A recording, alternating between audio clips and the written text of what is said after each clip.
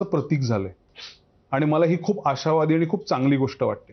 त्यामुळे एका पद्धतीचं धाडस आपण करावं का नाही, इथून 5 वर्षापूर्वी सुरू झालेला प्रवास हा आता त्या धाडसाला लोक सामंजस्याने एक प्रकारचं उत्तर देत आहेत, इथपर्यंत आला आणि माझ्यासाठी खूपच आशादायक गोष्ट आहे. याच्याच पुढे कंटिन्यू करतो की मला फार छान वाटलं की ज्या अर्थी स्वतः दिग्दर्शक असणारा क्षितिज त्यांनी एक लिहिलेलं नाटक त्यांनी मला सुरुवातीला पहिला अंक वाचून दाखवला होता, पण त्याला ते माझ्यापर्यंत घेऊन यावंसं वाटलं.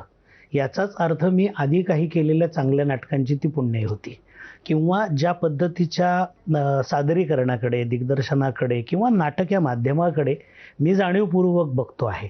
त्यामुळे मला हे नाटक माझ्यापर्यंत आल्याचा खूप आनंद झाला आणि ज्याला आपण म्हणतो ना की समविचारी मित्रासारखं मला क्षितिजविषयी प्रेम वाटलं, स्नेह वाटला.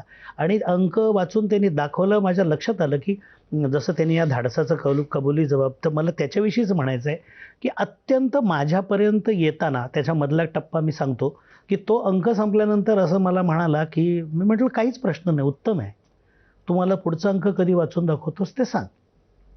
तर तो म्हणाला मला सर 6-8 महिने कदाचित जास्त लागेल. म्हटलं का तुझ्या काही आधीच्या कमिटमेंट आहेत का?